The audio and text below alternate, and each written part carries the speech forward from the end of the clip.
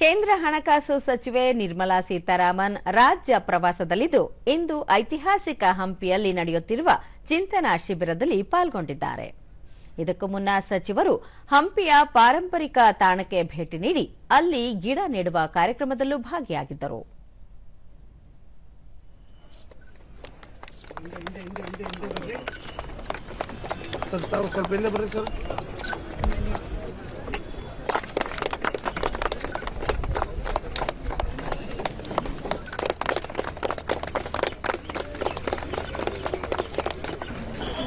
ಬಳಿಕ ಅವರು pulse polio ಅಭಿಯಾನದಲ್ಲಿ ಪಾಲ್ಗೊಂಡು 5 ವರ್ಷದೊಳಗಿನ ಮಕ್ಕಳಿಗೆ ಪೋಲಿಯೋ ಹನಿ ಹಾಕಿದರು.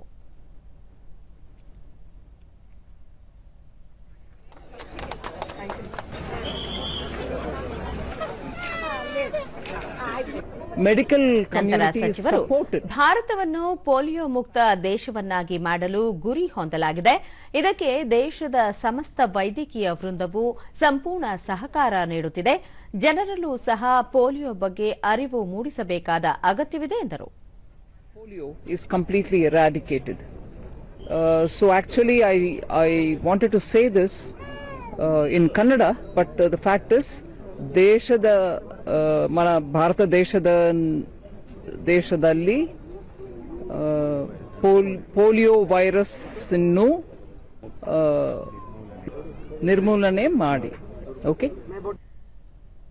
ಇದೇ ವೇಳೆ ಪ್ರಕೃತಿ ರಕ್ಷಣೆಯ ಬಗ್ಗೆಯೂ ಮಾತನಾಡಿದ ಸಚಿವರು ಸಮೃದ್ಧ ಶ್ರೀಮಂತ ಸಾಮ್ರಾಜ್ಯವಾಗಿದ್ದ ವಿಜಯನಗರ ಇಂದು ಹಾಳು ಹಂಪೆಯಾಗಿದೆ. ಹಂಪಿ ಇರುವ ಕೊಪ್ಪಳ ಹಾಗೂ ಬಳ್ಳಾರಿ ಜಿಲ್ಲೆಯಲ್ಲಿ ತೀವ್ರ ಬರಪೀಡಿತವಾಗಿದ್ದು ಕೃಷಿ ಇಳುವರಿಯೂ ಕಡಿಮೆಯಾಗಿದೆ. ಮಾನವ ಪ್ರಾಣಿ ಸಂಘರ್ಷದ ಪ್ರಕರಣಗಳು ಹೆಚ್ಚಾಗುತ್ತಿವೆ. ಇದಕ್ಕೆ ಕಾರಣ ಏನು ಎಂಬುದನ್ನು ಎಲ್ಲರೂ ಆತ್ಮಾವಲೋಕನ ಮಾಡಿಕೊಳ್ಳುವುದು ಒಳಿತು. ನಾವು ಕೈಗೊಳ್ಳುವ ಯಾವುದೇ ಅಭಿವೃದ್ಧಿ ಕಾರ್ಯಕ್ರಮಗಳು ಪರಿಸರಕ್ಕೆ ಪೂರಕವಾಗಿರಬೇಕು ಎಂದು ಸಹ ಅಭಿಪ್ರಾಯಪಟ್ಟರು. Dry, drought prone.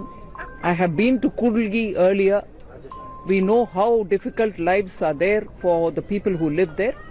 So the entire ministry and the 120 officers who have come here I'm very grateful to them, have agreed to do 1 tree plantation each in Vijayanagara, so that in the district, so that we give a message that we want to participate with you, give you sustainable living and make this district green and environment friendly as well. ಬಳಿಕ ಅವರು ಹಣಕಾಸು ಮತ್ತು corporate ವ್ಯವಹಾರಗಳ ಸಚಿವಾಲಯ ಏರ್ಪಡಿಸಿರುವ ಚಿಂತನಾ ಶಿಬಿರದಲ್ಲಿ ಪಾಲ್ಗೊಂಡಿದ್ದಾರೆ. ಕೇಂದ್ರ ಕಾರ್ಪೊರೇಟ್ ವ್ಯವಹಾರಗಳ ಖಾತೆ ರಾಜ್ಯ ಸಚಿವ ಹರ್ಷ ಮಲ್ಹೋತ್ರಾ ಮತ್ತು ಇತರ ಹಿರಿಯ ಅಧಿಕಾರಿಗಳು ಉಪಸ್ಥಿತರಿದ್ದರು. ಕಾರ್ಯದರ್ಶಿಗಳು ಕೇಂದ್ರ ನೇರ ತೆರಿಗೆ ಮಂಡಳಿ ಮತ್ತು ಪರೋಕ್ಷ ತೆರಿಗೆ ಹಾಗೂ ಸೀಮಾ ಸುಂಕ ಮಂಡಳಿಯ ಅಧ್ಯಕ್ಷರು, ಭಾರತ ಸರ್ಕಾರದ ಮುಖ್ಯ ಆರ್ಥಿಕ ಸಲಹೆಗಾರರು ಉಪಸ್ಥಿತರಿದ್ದರು. ಕೃತಕ ಬುದ್ದಿಮತ್ತೆ, ವ್ಯಾಪಾರದ ಸರಳ ವಿಧಾನಗಳು ಹಾಗೂ ವಿಕಸಿತ ಭಾರತಕ್ಕೆ ಹಣಕಾಸು ವ್ಯವಸ್ಥೆ ಎಂಬ ಶೀರ್ಷಿಕೆಯಡಿ ಚಿಂತನಾ ಶಿಬಿರವನ್ನು ಏರ್ಪಡಿಸಲಾಗಿದೆ. ದೇಶದ ಆರ್ಥಿಕ ವ್ಯವಹಾರಗಳ ಅಭಿವೃದ್ಧಿ ಕುರಿತಂತೆ ಚಿಂತನಾ ಶಿಬಿರದಲ್ಲಿ ಸಮಾಲೋಚನೆ ನಡೆಸಲಾಗುತ್ತಿದೆ.